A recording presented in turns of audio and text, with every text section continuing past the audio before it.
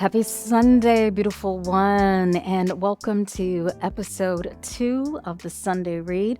My name's Faith Hunter, and I am reading from my book, Spiritually Fly.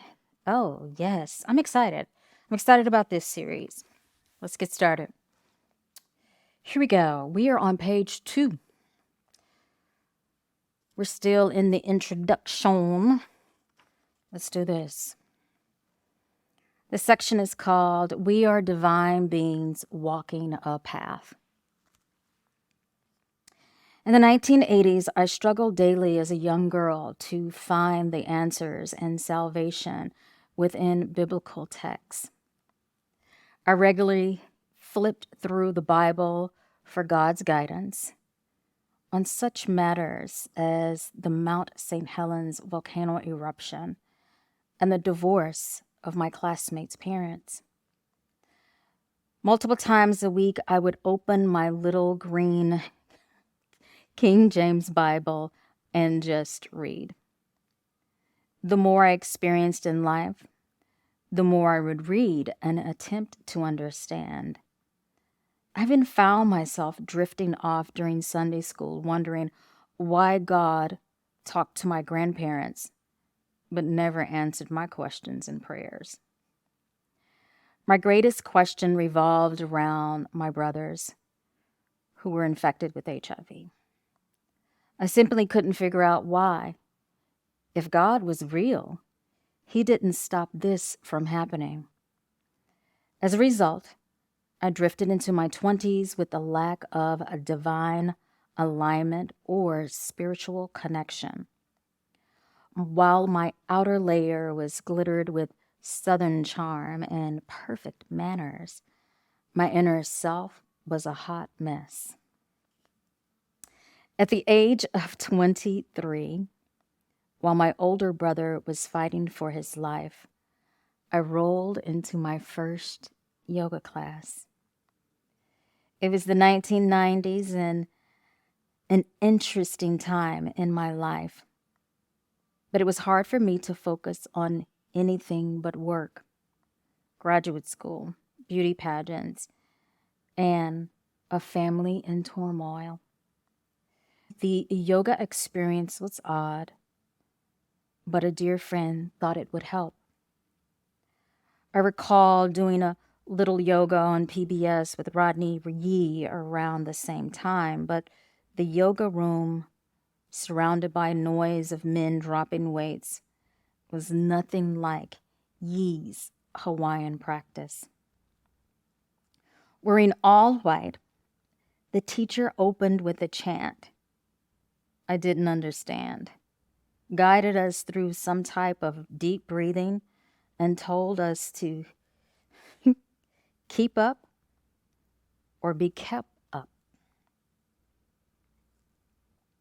Then, somewhere between thinking I'm strong and collapsing in tears, I felt a spark. Within the spark appeared a moment of silence in my head. For a few breaths, I didn't ponder the death of my brother, the arguments between my parents, or the fact that I probably needed to leave grad school for a semester. There was something about this yoga class that gave me a moment to be alone in a crowded gym. Soon I realized I was practicing Kundalini yoga. As I related to the physical intensity of the practice, the teacher created a safe space for my emotional breakdowns. The class literally became a weekly cry fest. I curled into forward folds and cried almost every time in the final relaxation. With tiny bits of belief in my heart, I even prayed the purifying power of breath of fire would do the trick. Soon, elements of the class merged into my life. After a long day at work and evenings in the hospital visiting my brother, I would return home and meditate before bed.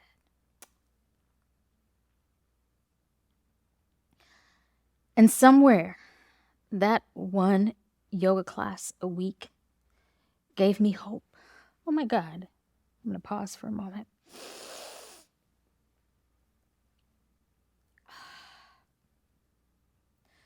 On yoga days, I would wake up less depressed,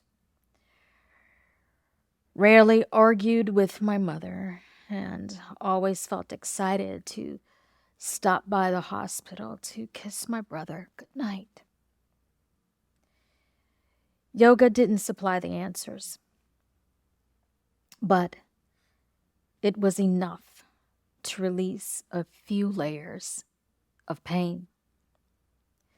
Throughout the late 90s and into the 2000s, I diligently practiced yoga and meditation. At the same time, I battled with my belief in God and self. Even when I found vinyasa yoga, there were moments in the flow of sun salutation that I thought of floating away from it all. I hated my life and thought God and all those religious teachings were a joke. I would hear yoga teachers talk about how lovely it was to be alive. And those talks would trigger the same crap I questioned as a girl. By 2001, my brother had died. My father had been diagnosed with cancer, and I was on the verge of getting a divorce. There was nothing joyous about my life or the people in it.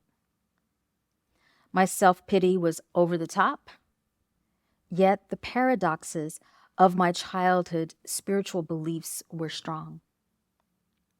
I felt very disconnected from the teachings, but still aligned with scriptures.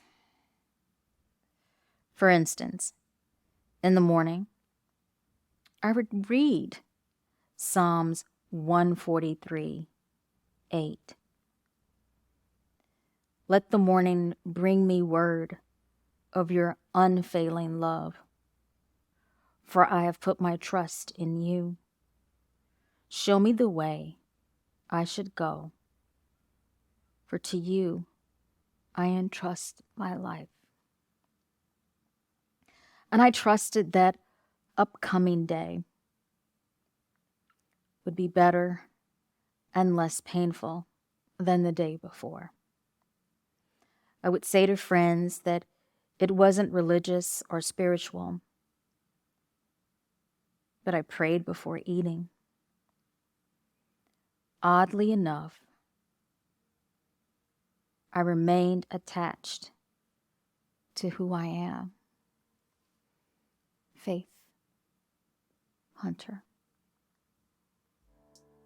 Thank you so much, everyone, for joining me. I'm Faith Hunter, and this is Spiritually Fly Sunday Read.